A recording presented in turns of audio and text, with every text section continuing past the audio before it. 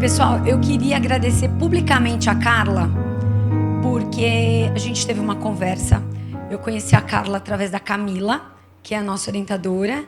A Camila foi fazer o curso da Carla, de pós, e ela falou assim: vocês precisam se conhecer. Eu não entendi. Eu não entendi.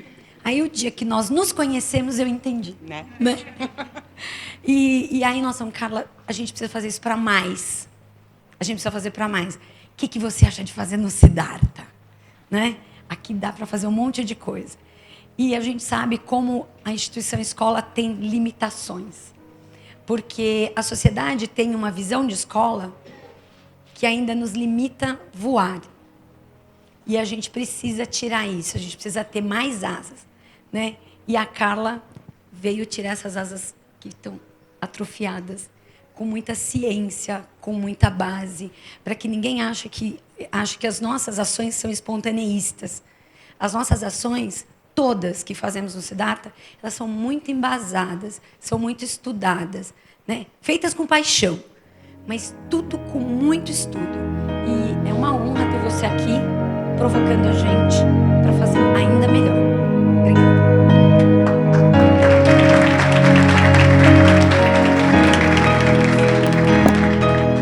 Bom dia a todos. Que tamanho de expectativa, né? As pessoas acham que eu não me emociono. Que eu, nossa, tira tudo de letra, vai lá, fala, é tua. E eu me emociono, sim, porque não tem como não perceber uma comunidade imbuída, envolvida, querendo fazer o melhor. E hoje, vendo vocês aqui, eu tinha o conhecimento sobre os professores, né? Que são uma comunidade incrível. Tive algumas oportunidades de estar com eles, mas vocês também têm uma cara ótima. O pessoal combina, né? Tudo com a mesma cara, umas caras ótimas. Então, para mim, é um grande prazer ter a oportunidade de levar aquilo que a gente tem estruturado em termos de pensamento dentro da educação nos últimos 12 anos. Eu quero contar um pouquinho para vocês da minha história, porque se vocês forem olhar meu currículo, vocês querem que eu suba aqui? Eu dou conta de ficar no palco, quer ver? Ó.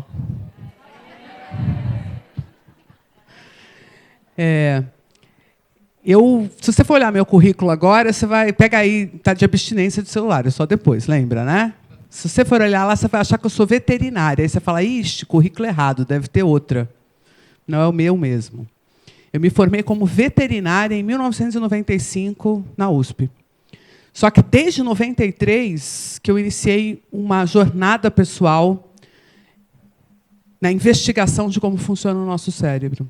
Eu não dei conta quando eu comecei a ver aquilo dentro do curso de farmacologia, dentro dos cursos formais das áreas da saúde, porque a veterinária também é uma área da saúde. E a hora que eu tive a oportunidade de descortinar o que estava sendo descoberto sobre o cérebro, em que caminho que nós estávamos, que tipo de coisa a gente tinha acesso em termos de tecnologia.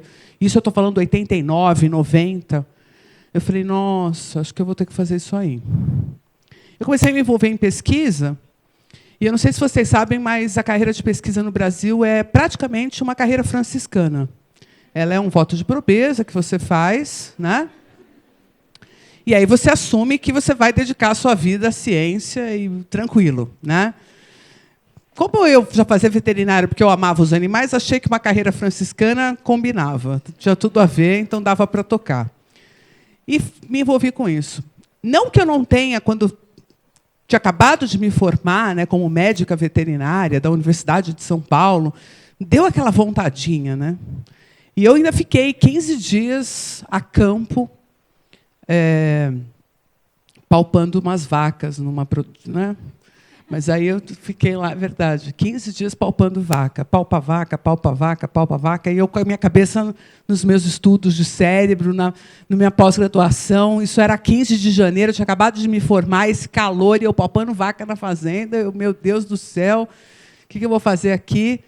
Me inscrevi para a pós, voltei para São Paulo, entrei na pós, e dias depois, dia 15 de fevereiro daquele ano, em 95, eu fui contratada pela Faculdade de Medicina da Santa Casa. Um negócio que ninguém nem imaginava que pudesse acontecer.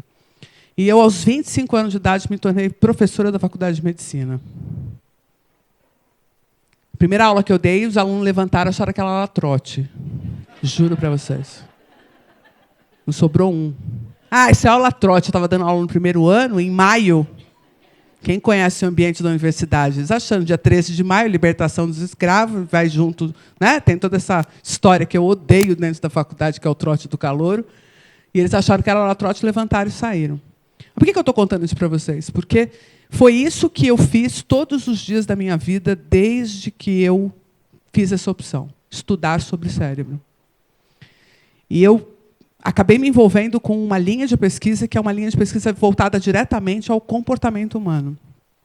Então, o sistema que eu estudo mais profundamente é o sistema dopaminérgico, que está diretamente associado com aquilo que nos motiva, que nos traz a ação, que nos bota para funcionar.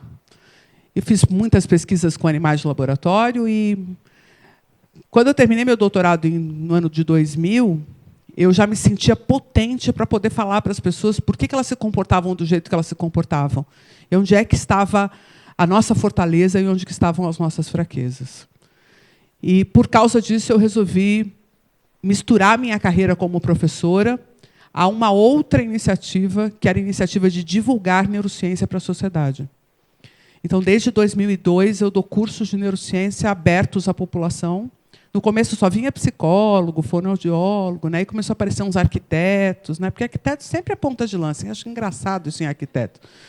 Quando você vê tem um negócio novo, de vez em quando pinta um arquiteto, né? Que eles são mais da arte, demora para vir os engenheiros, entendeu? Mas eles também vêm, devagarzinho eles vão vindo, né? E no final, hoje, eu posso dizer com tranquilidade que eu já dei aula de neurociência para todo tipo de pessoa, com todo tipo de interesse, com todo tipo de ideia. Mais precisamente, em 2005, eu comecei a receber muita gente da educação. E adorei, porque era com eles que eu queria conversar. Eu falava assim, gente, como é que eu posso transformar a sociedade sem interagir com a educação?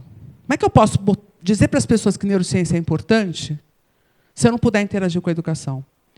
De cara, um dos meus primeiros projetos numa escola tradicional no sentido de ser uma escola de longo tempo em São Paulo, eu não vou citar nomes porque não estou autorizada a fazer isso, né? Não sei o quanto que eu posso falar sobre esses projetos, então eu vou omitir isso. Mas uma escola grande de São Paulo começou a aplicar uma ideia que eu tinha de inserir conteúdo sobre funcionamento cerebral nos diferentes anos.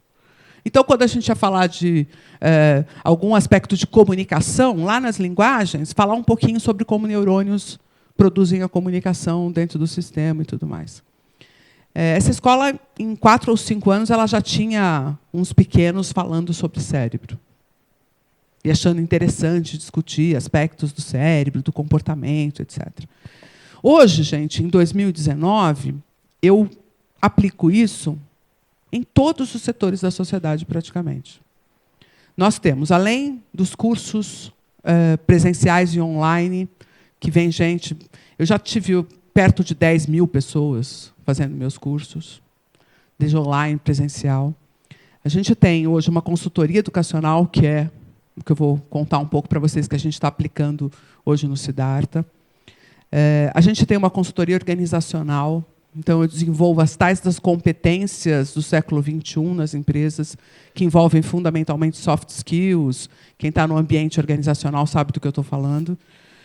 E a gente tem também iniciativas voltadas à divulgação de neurociência para o público em geral. Na base assim, da caneca, da camiseta, né? Dessa coisa do dia a dia, do nosso cotidiano. De tanto que a gente acredita que esse conteúdo é um conteúdo que tem poder.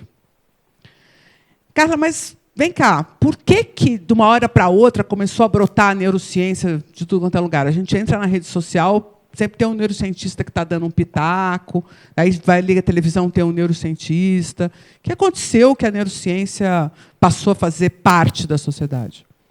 Na verdade, gente, a neurociência é uma ciência nova. Quando a gente fala em neurociência, imediatamente as pessoas pensam que deu problema, né? Não é? Neuro, tem que ir para o neuro. Pronto. Já, né? Taquicardia. Encaminhou para o neuro. Desconjura. Já era. Nossa, ele é neurocirurgião. uma aura, né? Na faculdade de medicina, o neurocirurgião ele é o semideus, né? E por que tudo isso? Porque a gente está diante de um sistema muito complexo. E tudo que a gente sabia sobre cérebro até muito pouco tempo atrás eram suposições bem intencionadas, com base fundamentalmente no que tinha dado errado, no paciente, na pessoa lesionada, em quem nasceu com alguma anomalia.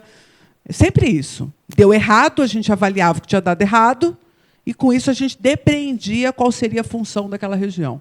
Eu diria para vocês com tranquilidade, até os anos 90, essa era a base do conhecimento do funcionamento cerebral. Aí você fala assim, cara, por que demorou tanto para vocês conhecerem o cérebro? E a nossa história é traumática. A história da neurociência não é fácil. Em 1630, 1640, eu não vou contar a história toda para vocês, tá? Vocês podem ficar sossegados que antes das 4 horas da tarde a gente está embora, tá? 1650, no mesmo momento em que a gente pôde produzir lunetas para olhar o céu, e Galileu Galilei se apertou com essa situação, né? Acabou se dando malzão, a gente também pôde olhar a microscopia. Inverteu a lente, na verdade, começou com a lente invertida para olhar o microscópico, e aí foi o Galileu quem produziu a luneta, com a mesma filosofia, com a mesma ideia. Nessa época, a gente já pegava tecido de planta, árvore, pessoa, botava no microscópio e via as células. E aí começou todas as teorias celulares da biologia, a célula como sendo a base funcional do sistema. Agora, o cérebro, pessoal, você botava a lâmina de qualquer tecido cerebral no microscópio, o que você via? Nada. Nada.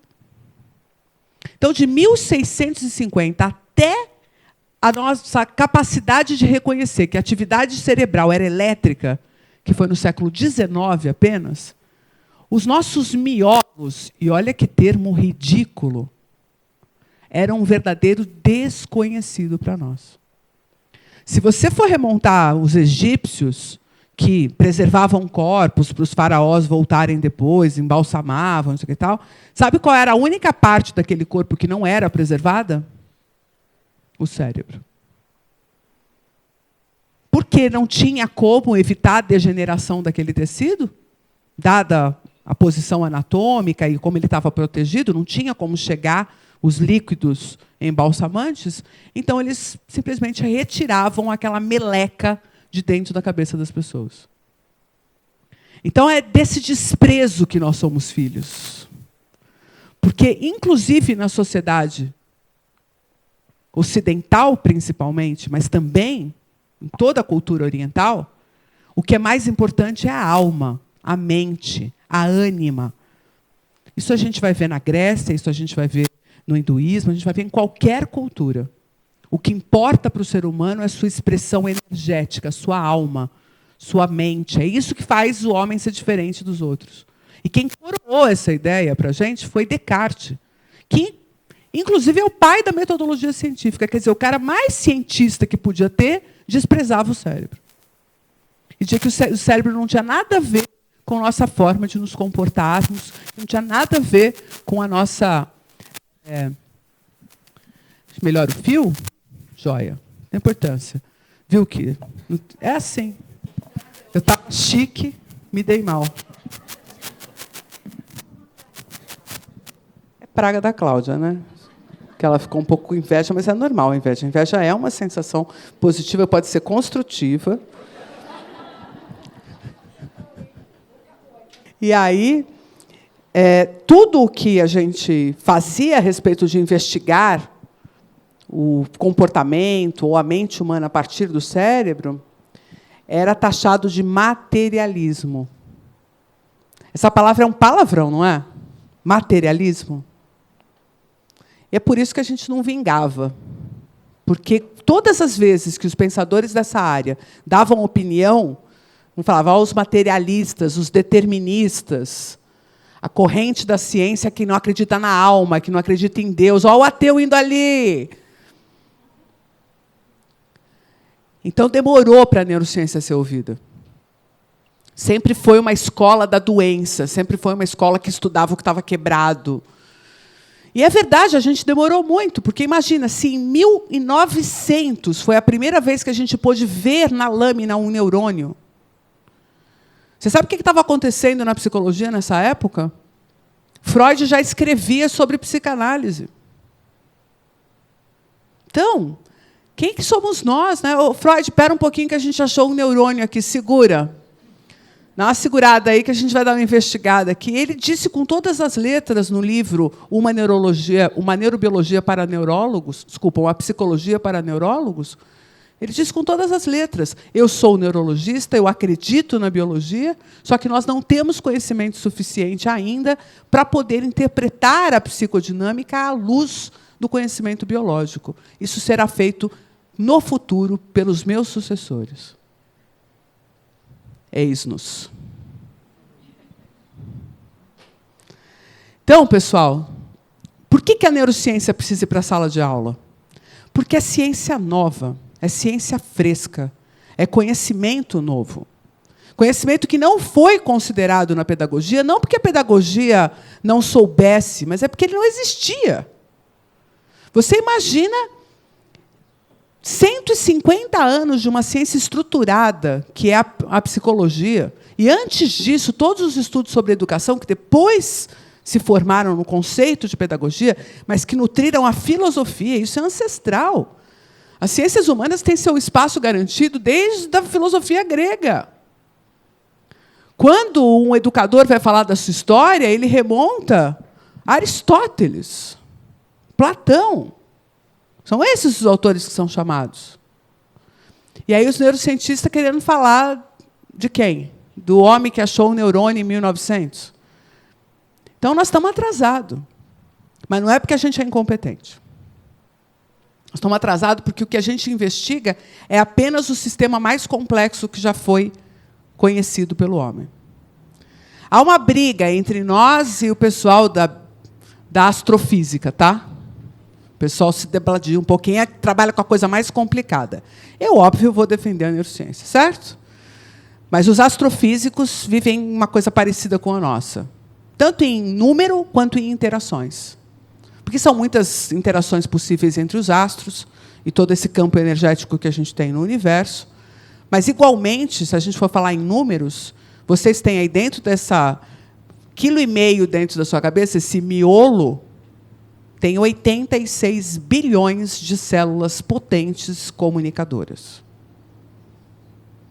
Então, no passado, nos anos 50, nos anos 60, a principal crítica a quem tentava falar sobre comportamento ou sobre funcionamento humano a partir da perspectiva do cérebro era de que o cérebro era simples demais para explicar a complexidade da mente.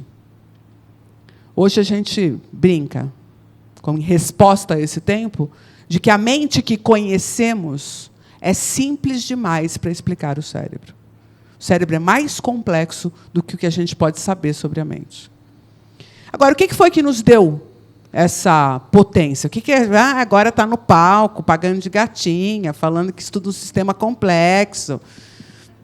Onde estava nos anos 50? Escondida no laboratório, tentando fazer as coisas acontecerem.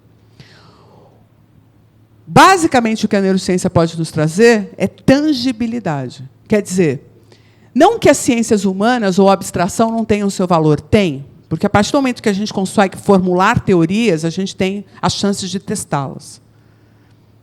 Então, as ciências humanas continuam sendo vibrantes e incríveis, como sempre foram. Acontece que a neurociência pode ser o lugar onde o palco das ciências humanas se revele. Onde a gente possa mostrar onde a coisa está acontecendo, de fato. E, mais do que isso, direcionar mecanismos. No exato momento que eu entendo como uma área cerebral é montada a partir do processo de aprendizagem, eu já posso transferir isso para estratégias de educação.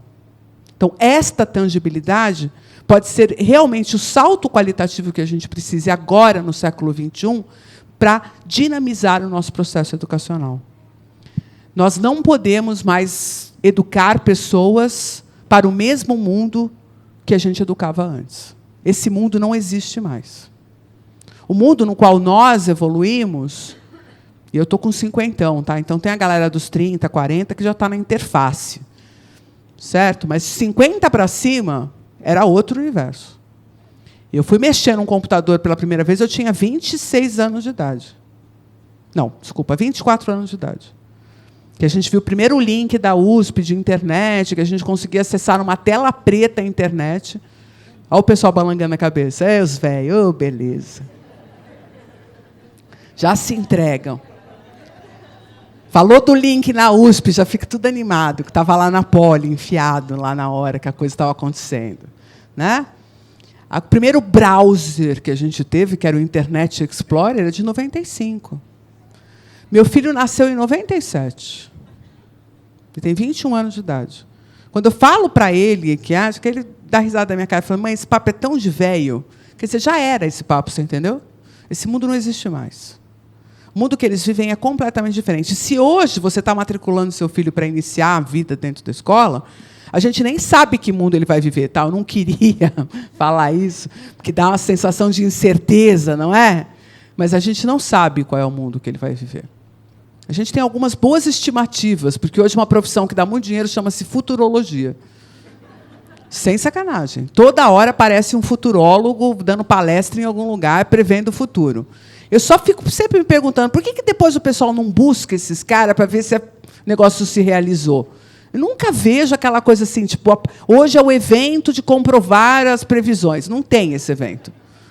Então, eu sempre fico um pouco desconfiada disso, porque daqui de onde eu estou vendo, eu faço uma leve ideia do que vai acontecer, mas não consigo entender tudo. Vai mudar o ambiente de trabalho? Não tenha dúvida. Profissões repetitivas, robotizadas vão acabar. E sabe, gente, isso não é ruim. Isso é bom. Porque imagina que existia gente vivendo uma vida robotizada, fazendo a mesma coisa todo dia. Depois não entende porque deprime, porque tem ansiedade, porque sofre, porque não quer continuar vivendo. Então, as profissões que vão ser extintas são aquelas justo que a gente não queria fazer mesmo. Acontece que a gente precisa criar a condição para que todo mundo esteja inserido nesse novo universo. Então, a gente precisa de uma revolução na educação, e não é apenas para adaptar os nossos filhos a esse mundo, mas é para tornar esse mundo viável. Porque vocês imaginem se boa parte dessa comunidade se tornar irrelevante. Se alguém aqui conhece os livros do Harari, Sapiens, Homo Deus, 21 lições para o futuro, está lá escrito que o pior que ser explorado, que era o que a gente era, é se tornar irrelevante. Tipo, você não serve nem para ser explorado.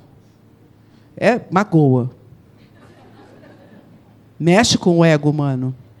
Então, nós vamos precisar transformar a sociedade. Então, se os seus filhos puderem estar preparados para esse universo, não é apenas eles encontrarem o seu lugar ao sol. Eles provavelmente também serão os atores que vão incluir as outras pessoas.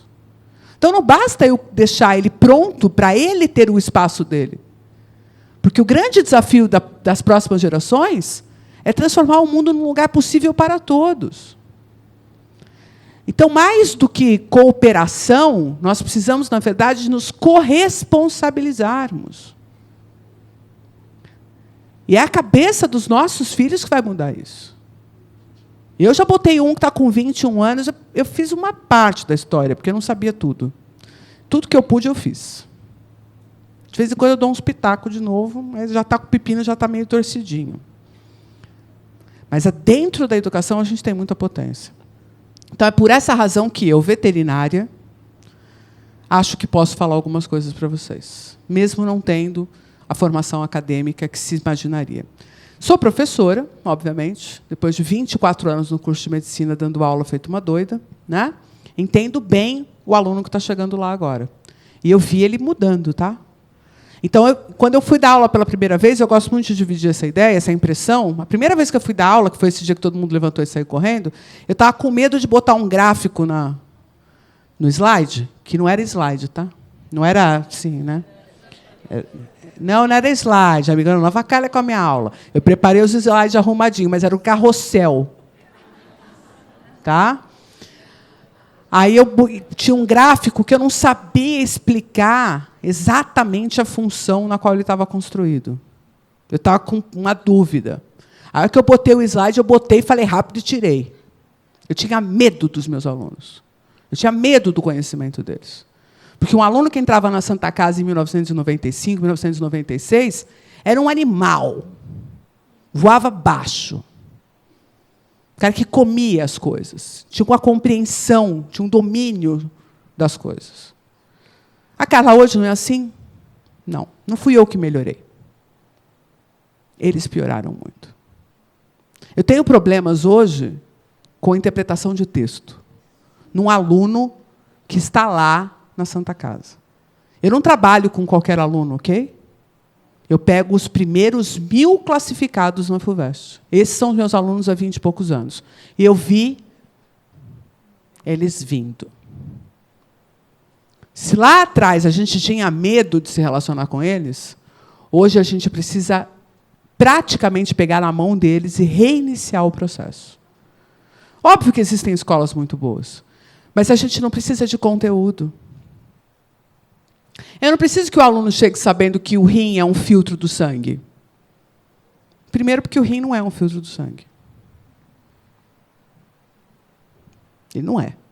Isso é uma boa ideia para se fazer uma analogia e tal, mas isso não é verdade. Todo mundo que está da área sabe disso. O rim faz muito mais do que filtrar sangue. E eu preciso ensinar para o aluno tudo o que ele faz. Então, o conteúdo ali do rim ser filtro de sangue me interessa pouco. Agora, a hora que eu começar a mostrar para ele relações complexas de vários sistemas interagindo para regular o pH, para regular a osmolaridade, para regular, que é um outro nível de conhecimento, eu preciso que ele seja capaz de juntar Lé com Cré. E é isso que ele não está sendo capaz de fazer. Então, nossa educação piorou. Não porque a gente dá menos conteúdo ou porque a gente não sabe o que fazer, mas é porque a gente não forma mais indivíduos capazes de navegar em ambientes complexos, com relações complexas entre as coisas. E o Enem não vai avaliar isso. Ele até começou bem, sabe? Quando o Enem foi estabelecido, estruturado, ele tinha uma perspectiva interdisciplinar. Tinha um conjunto de questões que iam ser interdisciplinares. Cada vez elas foram minguando, minguando, e ele foi ficando mais parecido com o vestibular tradicional. Estragaram a proposta do Enem, a verdade seja dita. Porque ele ia vindo bem. Mas por que estragaram? Porque as escolas tradicionais não conseguiam formar esse aluno. Então, o lobby delas foi muito forte. Porque elas estavam perdendo o aluno. Porque elas não conseguiam mais formar o aluno que o Enem estava pedindo. Então, muda o Enem, não muda a escola. Que é mais fácil, né? Só que o aluno que eu recebo lá... FUVEST mudou também, para ficar fácil. Como assim a FUVEST? Para ficar fácil. Vamos colocar áreas de concentração, vamos aumentar o peso, vamos especializar esse aluno antes dele entrar. Só que aí eu não consigo ensinar para ele medicina da família, sabe por quê?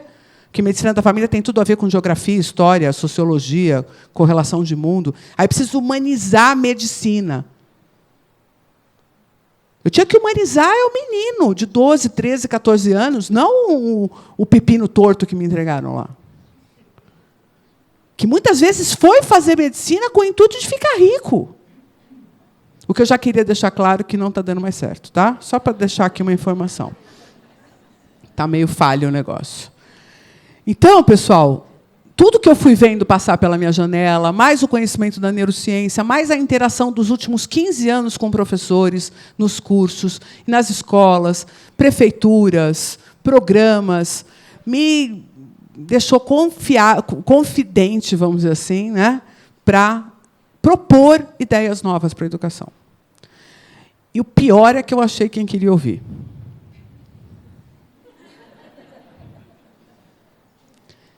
Isso aqui é uma foto de 1950. Aqui a gente já era capaz de ver a conexão entre dois neurônios. Aqui, ó, é a foto tirada do microscópio. Aqui é um desenho para explicar o que é isso. Por que eu estou mostrando essa imagem? Para vocês entenderem que a gente só pôde ser capaz de ver a interação entre dois neurônios em 1950.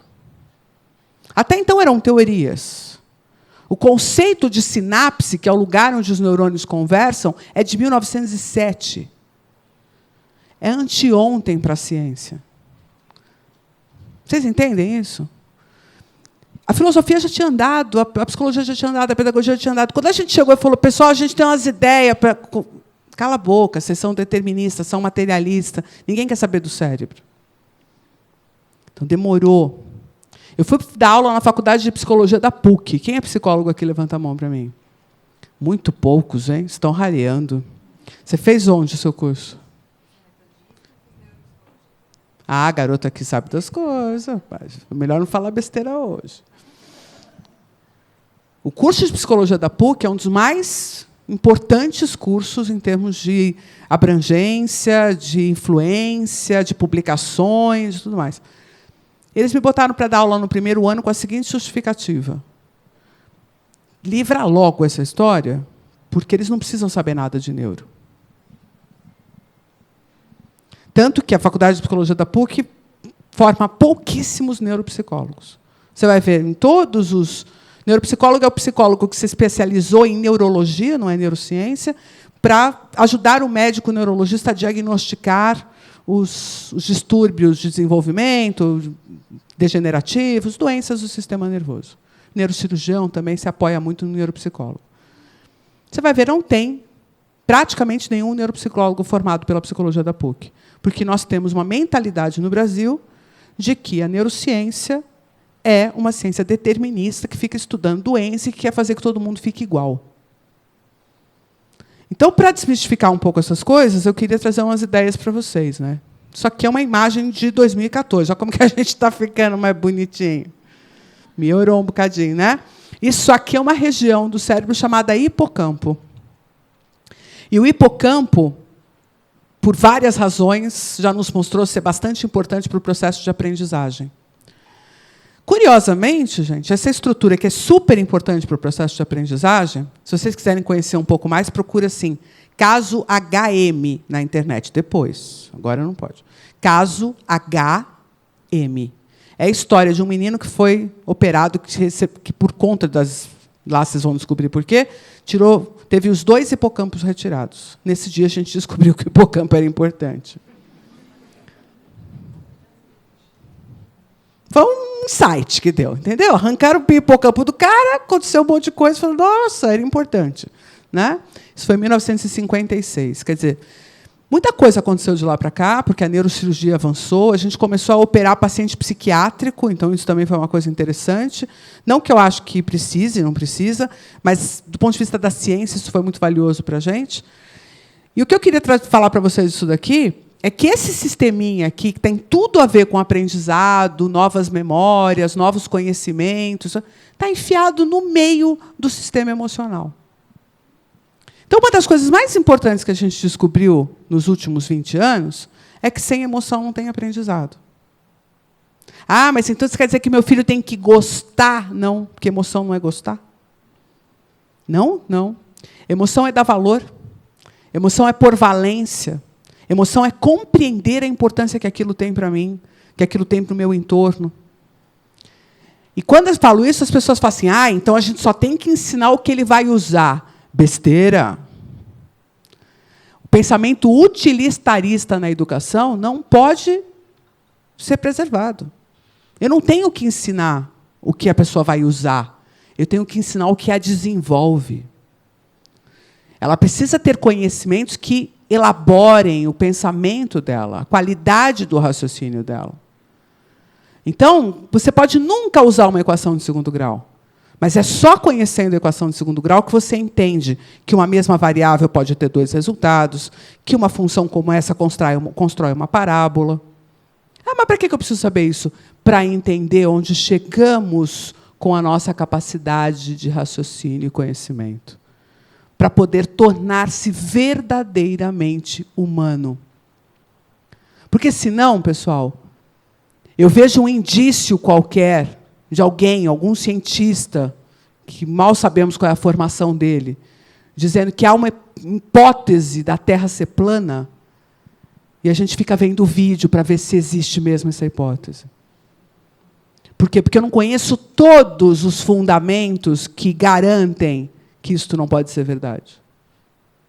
Então, eu abro espaço para a dúvida. Eu usei esse exemplo para não falar de outros políticos ou de outra natureza que andam batendo na nossa porta, mas que podem ser polêmicos para o nosso primeiro momento. Depois, se vocês quiserem, a gente pode aprofundar a polêmica. Mas posso lembrar de outra de que meninas, o cérebro de meninas é diferente do cérebro de meninos e que meninas têm dificuldade de aprender matemática. Isso simplesmente não existe. Mas se você ficar dizendo para uma menina que ela tem dificuldade de aprender matemática, a emoção dela faz isso acontecer. Porque ela não vai pôr valência, ela não vai acreditar na possibilidade dela fazer isso. Então, quando a gente está trabalhando construção de redes neuronais, construção de conhecimento dentro de um cérebro, a gente tem que estar com o olho o tempo inteiro na emocionalidade desse indivíduo. E nós temos que ser capazes de dizer para eles onde é que ele tem que pôr valor. Mostrar a trilha do valor. Porque senão ele vai ficar pondo valor naquilo que é emocionalmente relevante para ele, tipo o videogame. E não que seja ruim, porque eu tenho uma história ótima do Assassin's Creed, vocês querem ouvir? Vocês lembram que o menino entrou em casa, em Guarulhos, matou mãe, matou não sei o quê, matou todo mundo com a arma do pai? É bom que você não lembra, amiga, porque essas coisas é bom esquecer. Fez um estrago. E aí, nas reportagens, todo mundo falando que o problema é que ele jogava um jogo chamado Assassin's Creed. Gente, meu moleque tinha 13 anos de idade. Que jogo que ele jogava? Antes de fazer qualquer investigação, comecei a dormir com a porta trancada. Não sou otária. Não sou otária, tranquei a porta. Certo? Mas fui fazer minha pesquisa de campo. Fui descobrir o que era.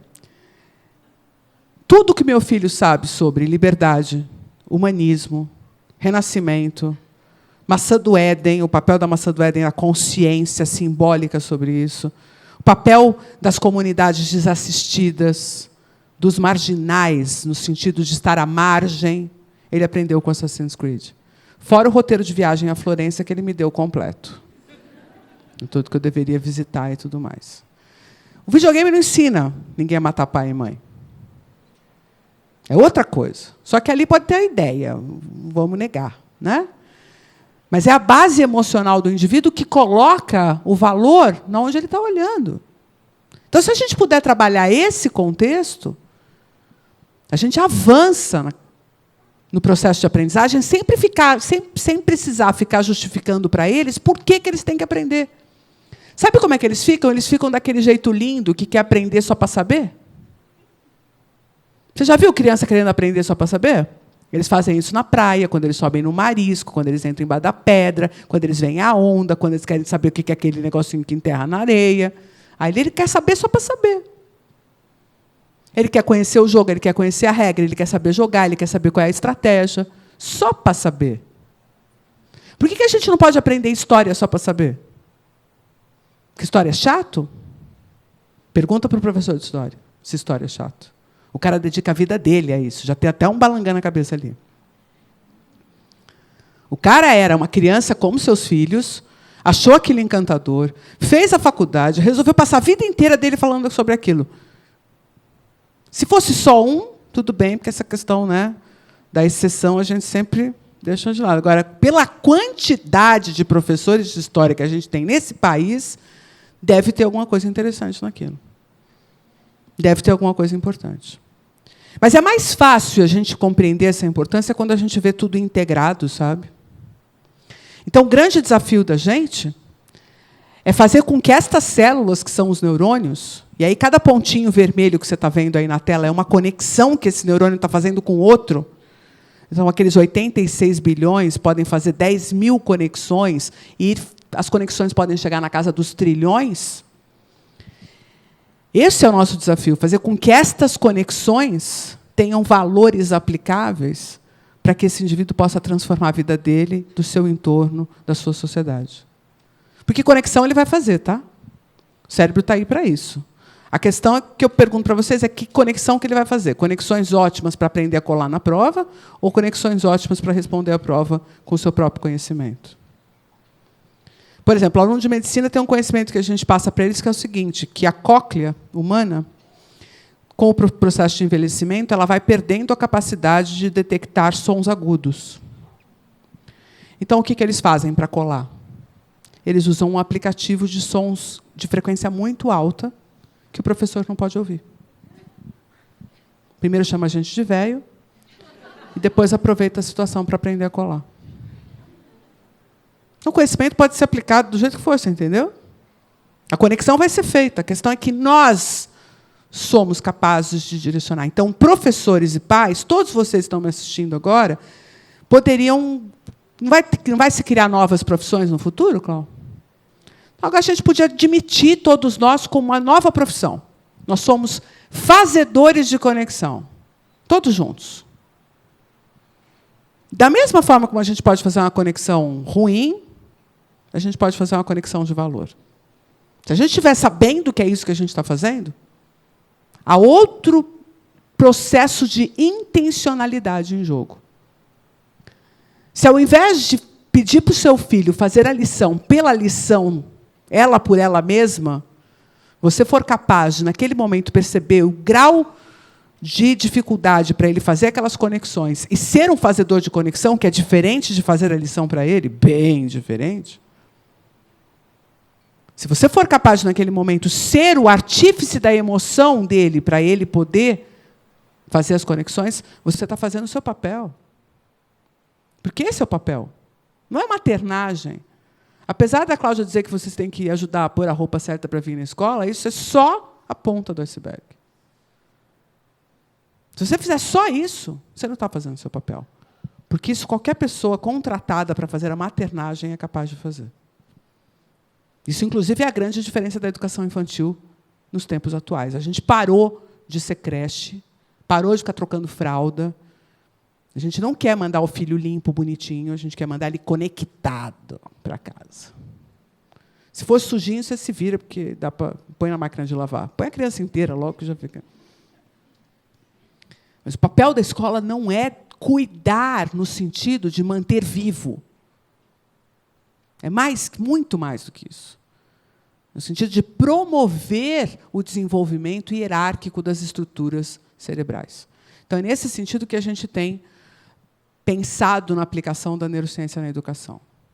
E ela não pode ser feita sem vocês. É por isso que a gente está aqui conversando hoje. Não adiantaria nada eu fazer tudo isso com os professores. Isso pode ser feita sem vocês. É por isso que a gente está aqui conversando hoje.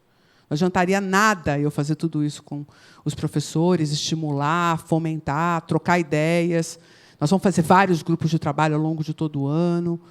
Mas, se vocês não souberem o que a gente está fazendo e para onde a gente está indo, e ficarem repetindo padrões de comportamento do tipo regras, exigências, que não têm intencionalidade clara, a gente não vai conseguir chegar em lugar nenhum. A gente não vai fazer sozinho. Isso aqui é um exame muito recente. Em 2016, a gente começou a ter máquinas, tecnologia para poder fazer isso. O que está expresso aqui? As conexões de um cérebro de um indivíduo. E o mais legal é que cada um de nós tem o seu próprio conectoma. Custa meio carinho para você fazer o seu, né? Se você quiser, um negócio com uma bagatela de $250 mil cada exame, mas já está popularizando, né? Porque já tem vários bilionários americanos que têm acesso, né? Então, na verdade, isso virou um projeto, chama Conectoma, parecido com aquele projeto Genoma, onde a gente vai mapear todas as possíveis conexões humanas no cérebro, pelo menos aí nos próximos 10 anos, a ideia é que esse projeto acabe. Mas a gente já sabe que cada um de nós tem seu próprio conectoma. E que ele vai mudando ao longo da vida. Então, não pode ser uma impressão digital, ok? Não é a mesma coisa que uma impressão digital, porque ele muda ao longo da sua vida. E muda por quê? Porque você aprende. Em qual fase muda mais? Na infância e na adolescência. Quer dizer, nós vamos ter que torcer o pepino de pequenininho. Só que a gente tem que ter consciência de que a gente tem que montar essas conexões de uma forma específica. Não é bastar conectar tudo com tudo, porque não pode ser caótico. Ele tem que aprender os usos de cada um desses processos de conexão para construir as chamadas competências. Então, esse cara aqui, o Ray Kurzweil, quem conhece? O pessoal de tecnologia, às vezes, já ouviu falar nele. Ele é o fundador da Singularity University, mas ele passou a maior parte do tempo dele como engenheiro da Google, e ele foi responsável pelos primeiros insights para fazer os softwares de reconhecimento de voz. Siri, Cortana, esses softwares que melhoraram muito, né? Quando a gente, no passado, uns 3, 4 anos atrás, conversava com a Siri, ela parecia surda, louca, né? Agora ela parece que já sabe o que você vai falar. E a intenção é que ela acorde de manhã, daqui a pouquinho, você liga o celular, ou você pega o celular na mão, ela percebe o movimento do celular e fala assim, bom dia, hoje a temperatura é 24 graus, a máxima deve chegar a 32. Se você fosse você, colocava aquela roupa assim, sabe, que você fica ótimo. Não esqueça do rodízio, você pode pegar isso. Você quer que eu chame um Uber já? Que horas você quer? Pelo que eu posso detectar, ainda há água quente no reservatório de água, seu filho não usou toda. Isso que se espera do relacionamento com as máquinas. Mas você sabe por que elas evoluíram? Porque esses malucos resolveram estudar neurociência. Então, eles estudaram como é que o cérebro funciona e, com base à imagem e semelhança da máquina inteligente por natureza, adoro essa frase, porque é verdade, né? Inteligente por natureza, ele conseguiu construir softwares que são capazes de antecipar padrões, reconhecer padrões, e agora nós estamos tendo que lidar com a inteligência artificial por culpa deles, que foram olhar o que não deviam. Ainda tem muito mais para avançar, porque eles só pegaram o comecinho do conhecimento. Foi mais ou menos assim, eles olharam meia dúzia de páginas do livro e falavam, nossa, já foram aplicar, estão lá até agora. Aqui eles voltarem, tem um livro inteirinho ainda para eles lerem. Imagina o que eles não vão ser capazes de fazer. Mas, basicamente, o que esse cara entendeu é que ele precisa produzir competência. E competência é responder rápido com eficiência. Vocês sabem disso. Vocês todos usam o Waze ou algum outro aplicativo de localização.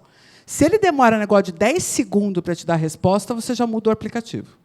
Se ele demorar 1 minuto, você fala que esse negócio não funciona. Não é verdade? E essa velocidade é a velocidade do nosso pensamento. Porque se a gente tivesse que pensar num caminho, a gente esperaria essa velocidade de resposta interna.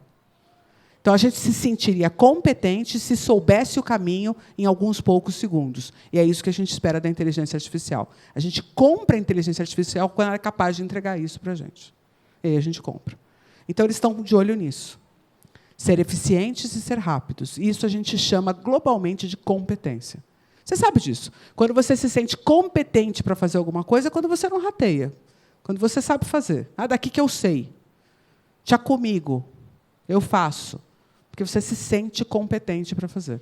E essa competência ela é fruto das conexões que você consegue articular quando o problema é apresentado. Quer dizer, a grande questão que afasta os seus alunos ou os seus filhos de um processo de aprendizagem é quando eles sentem falta de competência. Quando ele vai resolver um problema, quando ele vai interagir com alguma coisa e ele não tem ferramentas, ele não sabe como fazer. Então, o que a gente tem trabalhado muito é com um conceito de hierarquia. Quer dizer, eu vou tentar ser bem rápida para explicar esse conceito para vocês, mas a gente vai ter outras oportunidades de aumentar essa abordagem. Tá? Mas, a princípio, a gente tem aqui um neurônio, que é uma célula básica do sistema, e ele tem a possibilidade de receber conexões ali naquelas pequenas ramificações que são chamadas de dendritos, ali na frente, e essa outra ramificação, que é o axônio, leva informações para outros neurônios. Quando esses neurônios estão em grande quantidade, como é no caso do córtex cerebral, que é essa estrutura que reveste todo o nosso cérebro, que faz uma capa em todo o nosso cérebro, ela é uma capa de 4 milímetros. E, nesses 4 milímetros, existem mais ou menos 20 bilhões de neurônios. Certo? E é aqui que acontece o palco das interações. Então, vejam aqui, ó, não sei se todo mundo consegue observar, você tem várias camadas de células que formam circuitos entre elas. Bom, cara, mas por que você está falando isso? Pela seguinte razão. No nosso processo evolutivo, obviamente que a gente não veio do rato nem do gato, mas são espécies mamíferas que estão em situação de evolução diferente da nossa, vocês podem perceber que o que a gente fez foi aumentar as circunvoluções dessa estrutura de córtex. Dá uma olhadinha no rato. Estou atrapalhando alguém de ver, vou ficar um pouco aqui para atrapalhar menos. O rato tem um cérebro bunda de nenê, lisinho, 2 ladinhos. Quando você vai para o gato, já começa a ficar com... Não vou falar celulite, né? Não pode. Começa a ficar com circunvoluções e o cérebro humano ele é cheio dessas estruturas circunvolutas que aumentam muito a área de interação. Para quê? Para justamente criar diferentes áreas cerebrais responsáveis por processos de competência. Então, vou dar um único exemplo para vocês. Esta região aqui, rosa, nesse meio aqui, ela é importantíssima para a linguagem. E ela é fruto do quê? Ela é fruto da interação do nosso sistema visual com o nosso sistema auditivo e com o nosso sistema somestésico. Vou dar um exemplo disso para vocês entenderem. Uma criança pequenininha, 6 meses, 7 meses de idade, no colo do pai, no colo da mãe, e a mãe ou o pai pegam uma caneta para escrever. E ela está no colo e ela já viu coisas interessantes como pêndulos, chocalhos, móveis, tudo muito interessante, né? E ela vê aquela caneta. Caraca, velho! Acha louco aquilo, que ela nunca viu nada se movimentar naquele padrão, que ela não consegue prever, que ela não consegue ter a mínima antecipação. É uma grande surpresa para ela. O que ela vai querer fazer? Todos vocês sabem? Pegar. E você, como boa mãe e bom pai, sabe que aquela ponta pode machucar seu filho, e você fala o quê? Não. E esse circuito ele já sabe o que significa, porque você já falou muitas vezes. Não. Caneta, não. Caneta é caca. Caneta machuca. Isso se você tiver com a paciência, né? Porque senão você só balança a chave na frente para dar uma distraída. Se você tiver imbuído de fazer conexão, você faz uma interação. Senão você chacoalha a caneta, né? Chacoalha a chavinha do carro e dá na mão dela. Aí ela vai fazer o que ela queria fazer com a caneta, enfiar na boca, enfiar no nariz. Bom, está lá a caneta. Ela não conseguiu pegar, mas ela já conseguiu ter uma impressão emocional do tipo, isso é louco? Será que se eu pegar na mão, ele continua mexendo? Né?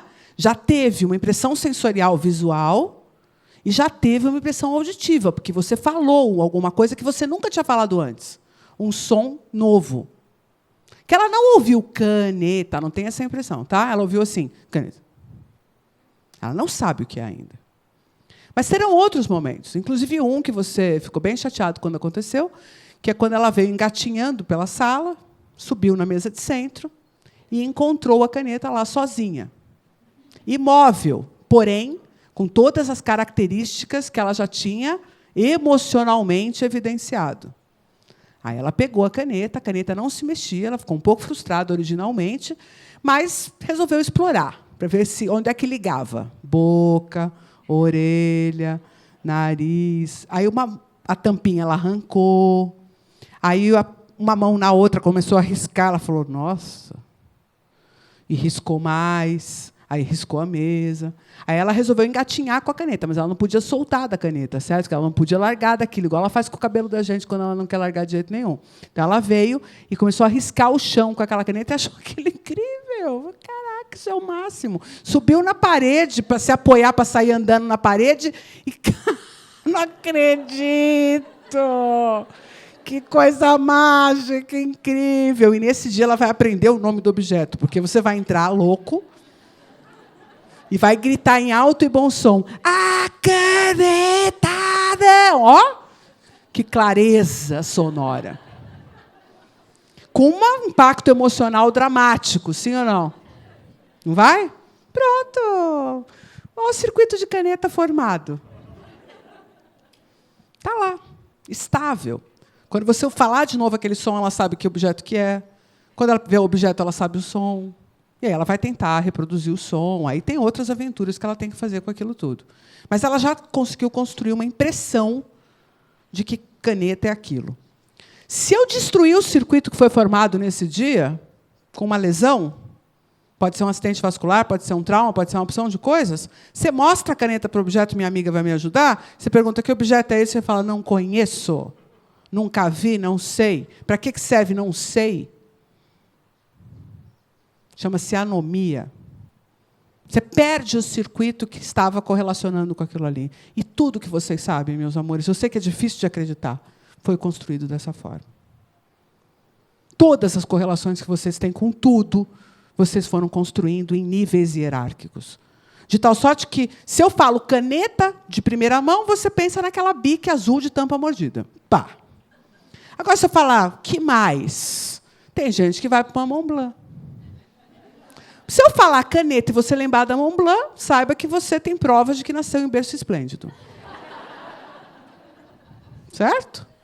Você pode comprovar isso neurologicamente falando. Mas a base estrutural do teu circuito são as experiências que você tem na primeira infância, que vão montar essas redes que, no final, quando eu quiser ouvir palavras, ler palavras, imaginar palavras, falar palavras, vão ativar áreas diferentes do meu córtex cerebral. Então, quando uma criança está adquirindo linguagem, isso não significa que ela está pronta para a leitura, porque são processos diferentes. As regiões de córtex ativadas durante a aquisição de palavras não são as mesmas que vão ser ativadas para a leitura. E digo mais, a área da leitura nem existe de fábrica.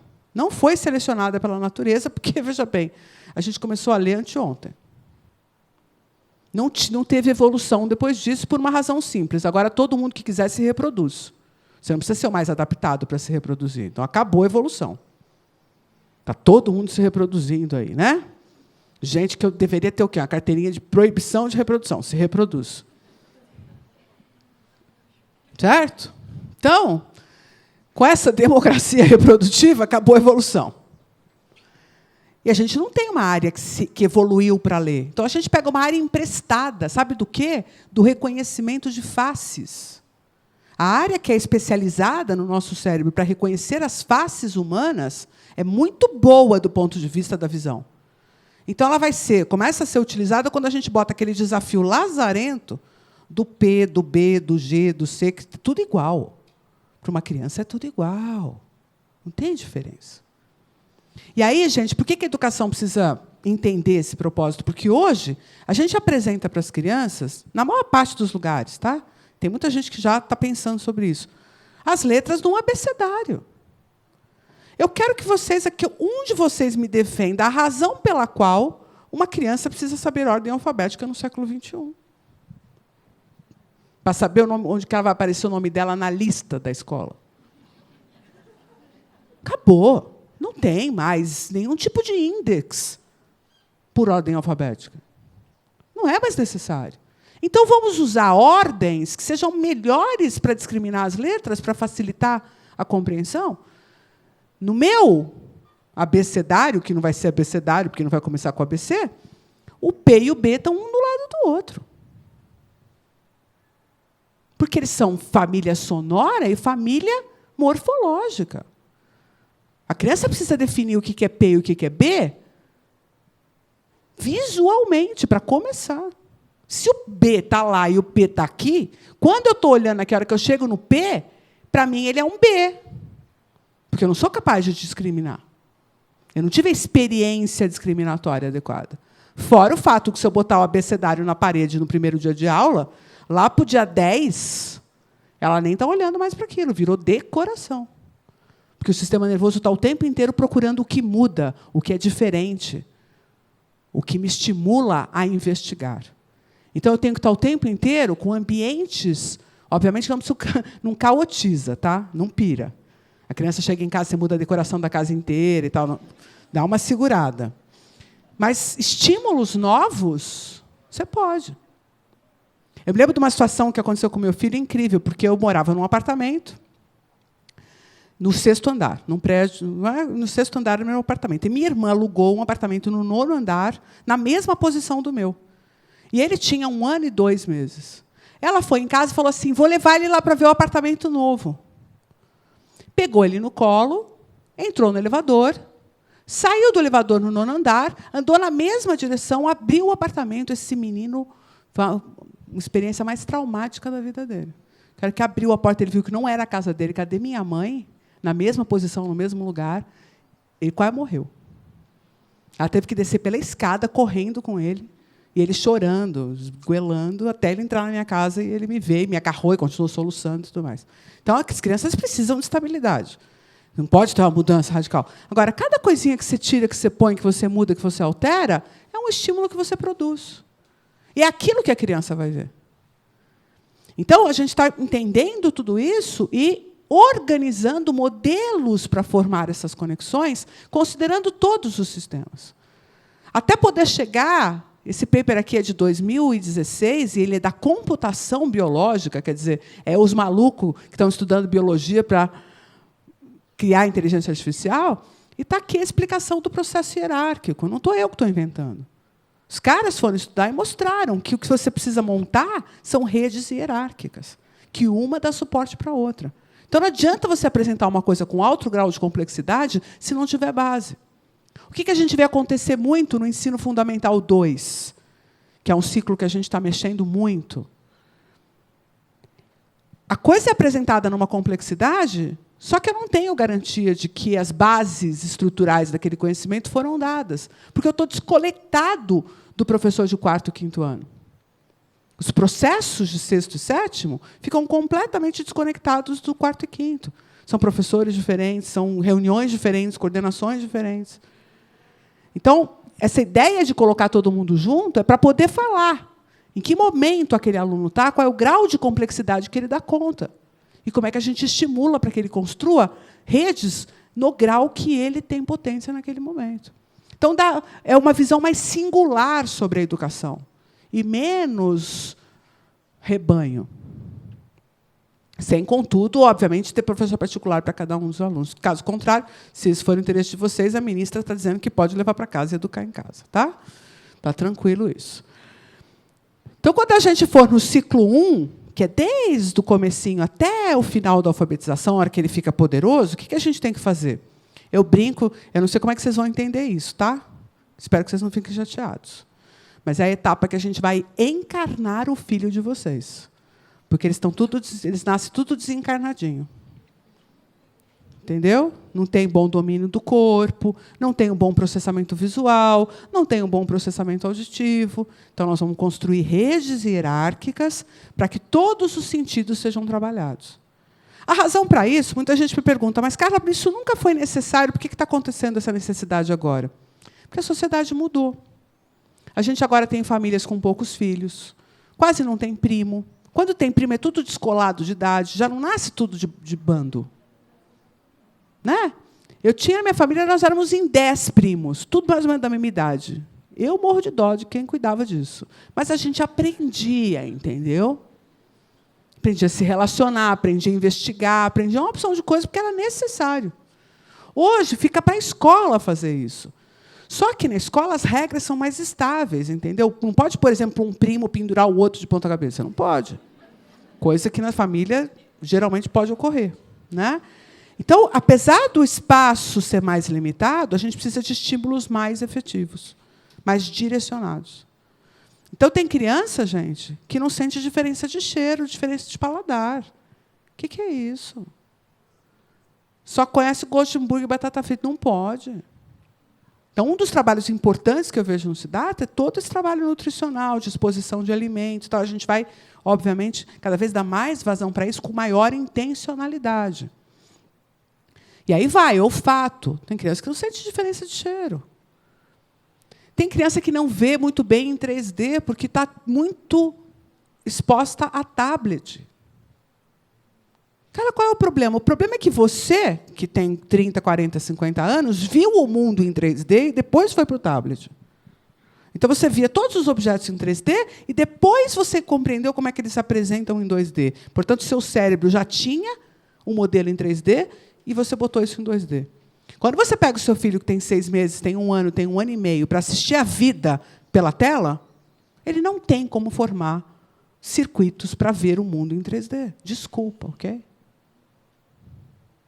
Eu sei que é fácil ir no restaurante com o tablet.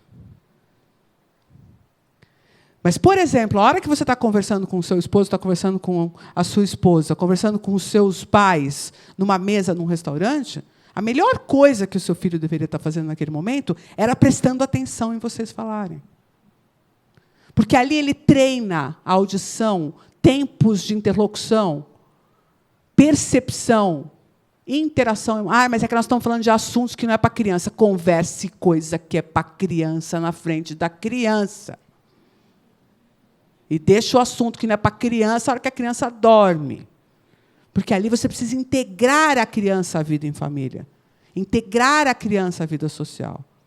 Ele precisa ouvir você falando rápido entre adultos e ficar assim. Isso importa para a gente. Porque depois ele vai ter falha de processamento auditivo central. E sabe onde é que essa bomba vai estourar? Não é na educação infantil. É no fundamental. É lá no 5º, é no 6º ano. E aí, não é que a gente não tem mais nada a fazer, mas já estamos à mercê dos agentes de saúde, que vão nos ditar, inclusive, ferramentas adaptativas. Que, se você, como pai, acha ótimo, eu vou dizer para você, é um baita de um problema no seu cotidiano. Porque é óbvio que o seu filho, sua criança que tem um problema, precisa ser adaptado, mas isso vai limitar a capacidade dele de formar circuitos. Porque o desafio não vai ser da mesma natureza. Então, se a gente puder, de pequeno, torcer o pepino para ele ficar ouvindo bem, sentindo bem, todo o mapa dele de percepção fica bem construído, sabe aquela área do córtex da linguagem? Depende disso tudo, eu mostrei para vocês. Tem visão, tem audição, tem somestesia, tem olfato. Então, para eu encarnar seu filho, ele precisa, obviamente, desenvolver essas estruturas. Então, basicamente, para eu alfabetizar, para eu gerar o pensamento matemático, tudo isso depende disso daqui. Então, eu tenho uma necessidade de concretude nessa fase. E a concretude ela é muito importante de acontecer no mundo real. Não estou banindo os tablets, não estou banindo os celulares, até porque seria ridículo falar sobre qualquer coisa nesse sentido no século XXI. Mas estou dizendo para vocês, entendam as limitações e criem experiências possíveis de concretude, porque a escola vai fazer isso. E esse é um dos principais objetivos. Isso impacta diretamente na construção dos mecanismos atencionais do cérebro, porque não vem pronto de fábrica. Então, se uma criança tem déficit de atenção e hiperatividade, isso se agrava se ela não receber estímulos específicos. E você pode ter até crianças que ficam no limbo entre um diagnóstico e simplesmente falta de desenvolvimento. Por isso que é difícil diagnosticar. Por isso você acha que os profissionais são tudo uns horror, que eles não sabem o que meu filho tem. Porque é difícil diagnosticar. Porque está tudo no meio desse lugar entre faltou desenvolvimento ou efetivamente é um quadro de doença. Eu não acho que nenhum deles aqui tem TDAH, mas eles estão assistindo televisão. Né? Eu queria falar um pouquinho para vocês desse outro nível de estrutura, que são as funções executivas. E que a gente tem que trabalhar especificamente sobre elas. Então, o trabalho fundamental dos ciclos, todos eles, também estão voltados a desenvolver funções que não estão associadas a conhecimento, mas o que eu faço com o conhecimento. Então, a gente vai trabalhar bastante, tanto na cognição, quanto no comportamento, ou quanto na emoção, essas funções que envolvem uma hierarquia de desenvolvimento.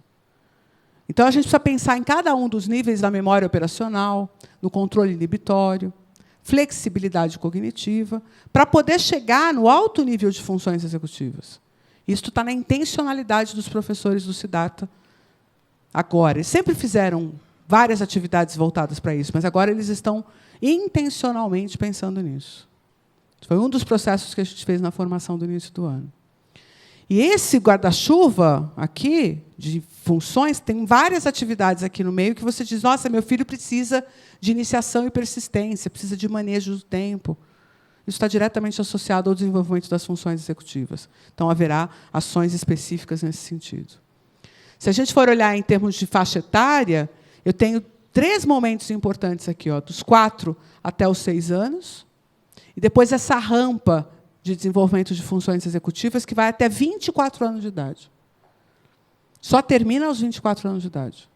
Então, lá na universidade, a gente já faz trabalho de funções executivas também, para gerenciar minimamente o conhecimento. Para isso, a gente tem que ir amadurecendo o cérebro. Então, vejo que esse é um sistema paulatino. E, com base nessas áreas que já estão amadurecidas, é óbvio que é um papo muito chato para eu levar com vocês agora, mas eu posso ver quais são as demandas que uma criança tem em cada faixa etária. Então, por exemplo, só para vocês terem um exemplo, essa área aqui da frente, que é a área do córtex pré-frontal, que vai regular comportamento, ela só termina de se desenvolver lá no final da adolescência, início da vida adulta. Com base nesse mapa, a gente consegue ser mais diretivo nas ações que a escola tem que fazer no desenvolvimento. E, por isso, a gente propôs essa divisão de ciclos, né, que vocês foram apresentados agora. A título só de defender a ideia, o ciclo 1 é o ciclo do despertar do ser, que, intimamente, é quando a gente encarna as crianças, certo? Que eu comentei com vocês. É fazer com que o sistema concreto, a concretude fique clara. Que ele consiga perceber os fenômenos concretos. Quer dizer, eu construo circuitos cerebrais que vão ser estruturais para a interpretação dele de mundo. Eu não fico preocupado em alfabetizar, porque alfabetizar é consequência dele ter percebido esse modelo. Vai ser natural, porque ele vai ter o interesse em descobrir como esse processo se dá. Da mesma forma, em relação à matemática, eu não vou ficar preocupada se 2 mais 2 é 4. Mas o que isso significa em termos de espacialidade? Então, é uma outra forma de se pensar em mentalidades matemáticas que o Siddhartha já vinha implementando. Então, por isso é muito fácil fazer isso aqui, porque já tinha uma cultura voltada para essa visão. No ciclo 2, o papel do 4 até o 7º ano é abstrair tudo isso. Agora que eu já sei como é que o mundo funciona, como é que ele interage de forma complexa? Eu já sei o que é a água, tá, mas qual é o valor da água do ponto de vista abstrato para a humanidade? Já não quero mais saber só da água como água, mas a água com o seu valor, com o seu papel. E o ciclo 3 é a expansão. Por isso que, desde o 8º ano, a gente vai querer discutir com eles o que você faz com isso. Como é que você transforma o seu mundo a partir do conhecimento que você tem? Agora que você abstraiu, como é que você aplica tudo isso? E nós vamos trabalhar, vocês vão receber aí um texto onde eu, inclusive, discrimino quais são os blocos temáticos. Então, em vez da gente ficar trabalhando matemática, português e tal, nós vamos trabalhar de forma interativa.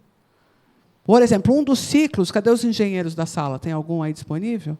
Um dos nossos ciclos de conhecimento são energias em transformação. Então, desde a abstração sobre o que isso significa, como é que eu transformo as energias, depois, em expansão, como é que isso vira energia elétrica, como é que isso vira produto, como é que isso pode ser aplicado. Porque, se a gente trabalhar a partir desta perspectiva, eu não preciso trabalhar profissões. Eu preciso trabalhar campos de aplicação do conhecimento. E aí, não interessa que profissões que vão existir, que profissões que não vão existir. Porque o conhecimento e suas aplicações continuarão sendo os mesmos. Vocês entendem isso? Então, ao invés da gente ficar pensando, no 8º ano, como a professora disse, que a gente já vai começar a trabalhar a questão do desenvolvimento profissional, em vez de ficar perguntando para você quer ser advogado ou você quer ser engenheiro? Qual dessas potências de aplicação te encantam? Em qual desses lugares você gostaria de se especializar? Em qual dessas perguntas você se encanta, você se envolve? Porque, de novo, a gente pega a emoção. E aí, a nossa pretensão é, qualquer que seja o futuro, a gente vai ter gente preparada para enfrentá-lo. Essa é a perspectiva. Espero que vocês tenham compreendido a lógica que está por trás disso. A gente vai ter outras oportunidades. Sintam-se à vontade para entrar em contato com a gente, mandar pergunta. Eu estou o tempo inteiro nas redes sociais. Toda quarta-feira eu faço uma live onde eu discuto temas dos mais amplos. Então, não se acanhem em interagir conosco. A gente vai ter muito prazer em receber, inclusive, os feedbacks de vocês sobre o que vocês estão percebendo. Obrigada pela oportunidade e pela atenção de vocês até agora.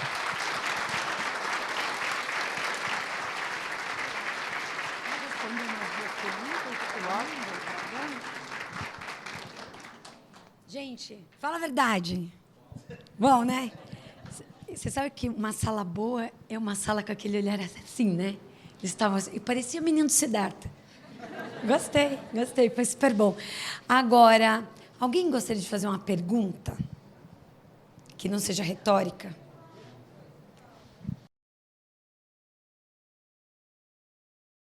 Oi, ela citou que, quando começou, ela recebia alunos na universidade muito mais potentes. Então, eu entendi que eles eram mais capazes de fazer conexões do que hoje. Tá? Aonde nós erramos se hoje há uma fartura de informações de recursos. Por que que lá no passado o cara que jogava bolinha de gude foi para a faculdade e ele conseguia fazer muito mais conexões do que hoje essa molecada que tem tudo, tem brinquedo, tem o diabo para fazer e eles não conseguem. Aonde erramos? Ó, muito bom. Primeiro que é pergunta de engenheiro mesmo, né? Tem os recursos, tem o sistema, por que não saiu do outro lado? Com menos recursos dava melhor, não entendi. Engenheiro tem, né? Uma coisa de sistema. Sensacional, a análise é essa mesmo. Só a bolinha de gude, gastando grana com o computador à toa. Basicamente, eu vejo várias razões para isso ter acontecido. Tá? Primeiro que o seguinte... Primeiro que, de uma certa forma, o excesso de informação atrapalha a capacidade analítica. Tá? E houve também, ao mesmo tempo, justamente porque isso dificultava o processo analítico, uma predileção por processos lineares, de causa e consequência mais simples. Como estava muito complexo, como a gente estava pegando um universo que estava chegando para nós muito complexo, a gente começou a escolher linearidades. Tipo, isso aqui que dá isso, que faz aquilo, que não sei o quê. Ensinamos eles a pensarem dessa forma, para poder resolverem o desafio de dar conta da informação complexa. E aí eles começaram a pensar linear sobre tudo. Outro aspecto que eu acho que é importante é como a gente passou a considerar o conteúdo. Como a gente tinha lá na frente um processo avaliativo que estava, primeiro, como prova-teste. Acabaram as provas dissertativas. Na prova dissertativa, você é obrigado a criar uma linha de raciocínio. Na prova-teste, a prova de reconhecimento. Você reconhece a resposta certa. Você não precisa saber, efetivamente. Só precisa ser capaz de reconhecer a resposta certa, porque elas estão ali disponíveis. Então, foram alguns erros que a gente foi cometendo e que se institucionalizaram. A grande razão para a gente fazer prova-teste não é porque ela é melhor para avaliar, é porque é mais fácil para o professor. Agora, mas, Carla, você está jogando... Os professores já se levantaram e estão querendo me bater. Calma, segura que eu vou defender. É muito complicado você ser objetivo numa avaliação dissertativa. Então, nós começamos a ser acusados de corrigir de forma diferenciada e privilegiar alguns em detrimento de outros. Aplicar vieses inconscientes. Tipo, eu acho que você não é bom aluno, então eu vou te dar nota baixa, independente do seu texto estar bom ou não. Então, os professores começaram a ser culpabilizados pelas famílias de serem subjetivos nas correções. Então, o jeito dos professores se protegerem foram as provas-teste. Então, o sistema inteiro começou a ficar autorregulado. Eu vou dizer para você, assim, com todo o amor, eu espero sair viva depois dessa frase, mas a família passou a se comportar como um cliente com a escola. E dizer assim, olha, eu estou aqui, estou pagando, o filho está aqui, o uniforme...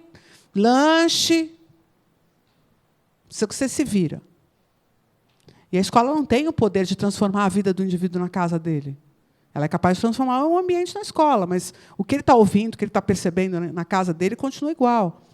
Então, quando isso fica desconexo, também prejudica a avaliação.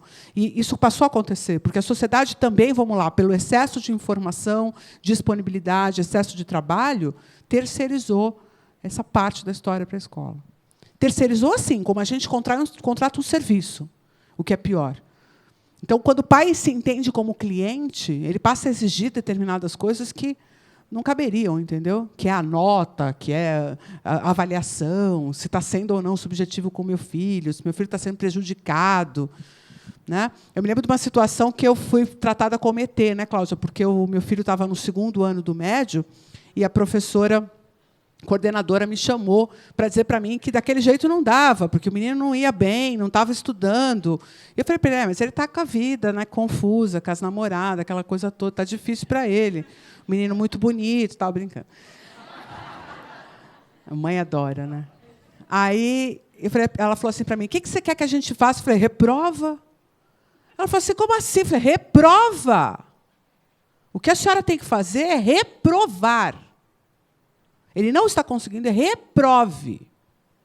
Eu quero que ele entenda que ele vai passar no momento que ele souber que passar não é fazer aniversário, que não está garantido, que isso aqui é outro processo, é processo de aquisição. Ele não está entregando, ele não está engajado, ele não está envolvido, reprove. E eles não reprovaram.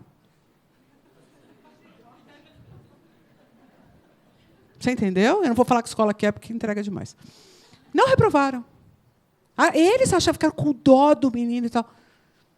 Então, por quê? Reprova esse, mas não reprova mais ninguém, porque o resto das famílias todas estão batendo lá na porta, discutindo décimos para aprovar, como se a aprovação tivesse ligada à nota.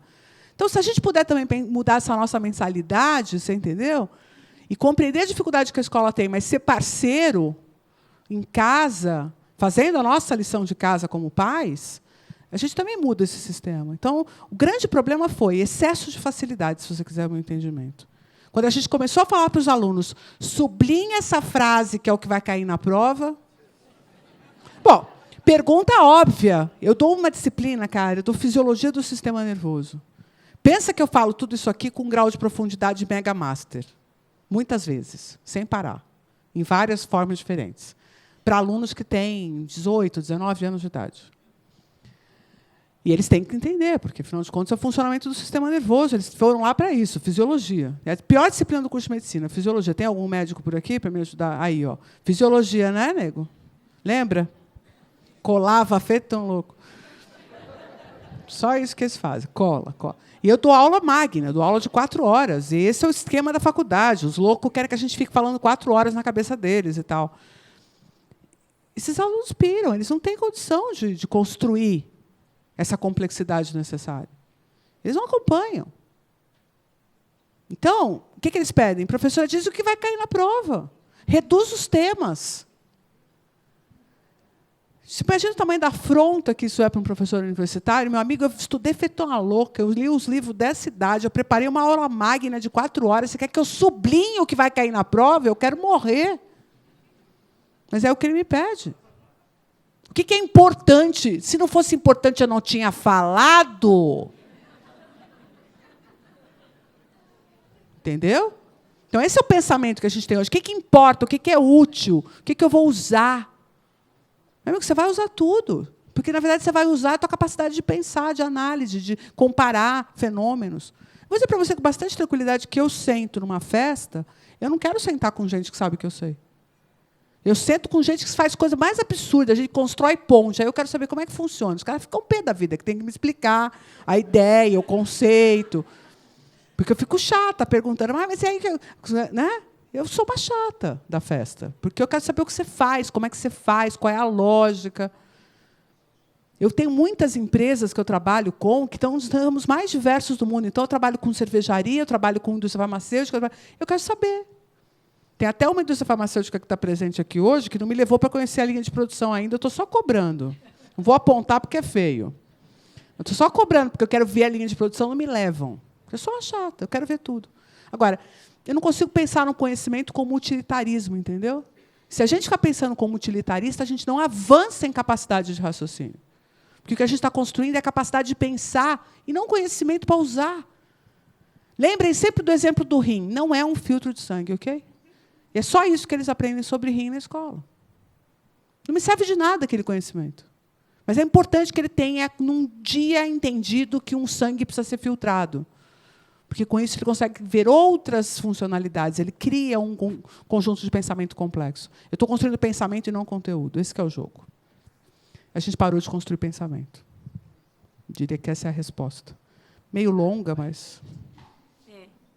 Na realidade, a gente sempre brinca aqui, né? Eles precisam de menos. Eles precisam de menos. Então, começa pela quantidade de presente de Natal, começa pela quantidade de presente que a gente dá no aniversário, as decisões que nós tomamos, e eles precisam de árvores, eles precisam de quintais, eles precisam de espaços de convivência. Por isso que a gente brinca, nós somos um grande quintal para todos eles, até o ensino médio. Porque a preservação dessa humanidade está na interação. Então, por isso que vocês vão ver os filhos das crianças pequenas falando, meu amigo grande. Né? Meu amigo grande. Então, toda vez que tem interação, e tem ainda famílias que chegam e falam, mas o intervalo é separado, né? Não. E quando é convidado para aniversário, ele quer levar o amigo grande que joga futebol, mas que não dá uma rasteira. Porque aprende a conviver nesses ambientes. e aprende a conviver na diferença. Aí estou vendo aqui a Jo Fortarel, você perguntando da prova, só para vocês saberem. Os nossos alunos têm maior dificuldade, sabem que prova de que vestibular? Da USP. Sabe onde eles gabaritam e nadam de braçada? Unicamp. Porque a prova é toda dissertativa. E aí a gente fica assim, Jô, e aí, Jô, e aí? Aí ela falou, meu, tem que treinar um menino para poder fazer X. Tem que passar da primeira para fazer X. Né? E nós tivemos que dar passos para trás para ensinar os nossos meninos a fazer o X. E tudo bem, porque a gente já sabe que eles dão conta de muito mais. Porque todo mundo que vocês estão vendo aqui é fera. Né? Então, é muito legal ter mais uma fera no time aqui do Siddhartha e ter essa responsabilidade. Só que o que vai acontecer aqui, e tudo isso que você pretende fazer conosco, com nossa permissão e o nosso desejo, não vai acontecer se não acontecer aí, com vocês. Porque a hora que o bicho começar a mexer, gente, não dá para vir para cá e falar, eu gostei, mas só até aqui, tá? É bonita, ela fala legal, dei risada. Não é isso. Vai tocar na alma de cada um de nós. E é uma coisa que não dá para voltar para trás. Porque nós somos um espaço inspirador para toda a situação da educação brasileira. Né?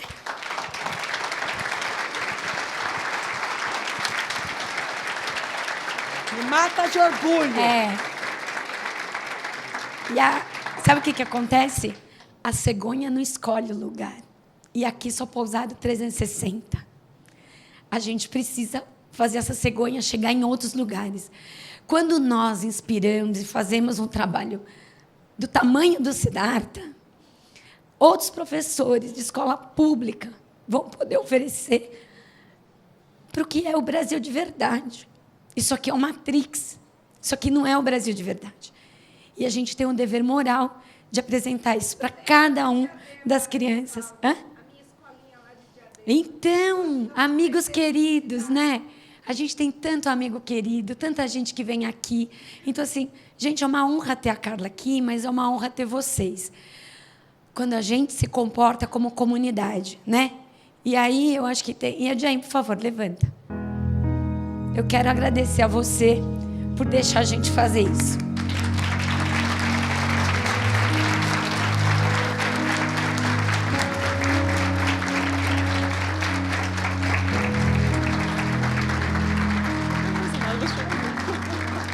Por não acreditar em uma educação utilitária, né?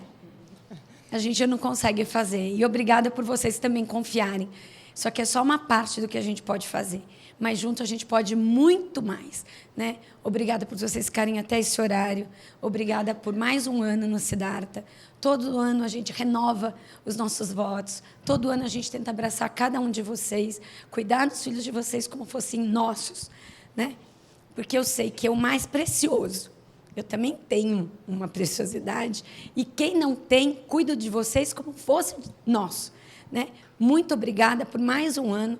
Obrigada, Carla. Obrigada, Yadjen. Obrigada, equipe dos professores do Siddhartha. Uma salva de palmas. Todo mundo aí. Né? E a gente fica muito feliz. E, assim, vocês estão conosco? Então, vocês é que têm que contar. A gente não é a escola budista, porque está na frente do templo. A gente não é a escola cara. A gente não é. A gente é um lugar que escolheu cuidar de gente. Porque é isso que a gente pode fazer de melhor. Né? Então, obrigada aos que estão aqui de novo com o nariz de rena, igual o meu. E obrigada. E olha, quem está chegando esse ano vai se acostumando. É assim que nós somos. Nós somos de verdade. A gente é assim. Porque senão a gente nunca vai trazer isso para os meninos. Né? Então, é que seja mais um ano repleto de tudo de melhor que a gente pode dar para eles. Eles precisam de menos. O que eles precisam somos de nós. E nós estamos dispostos, disponíveis para todos eles. Muito obrigada e tenham um ótimo final de semana.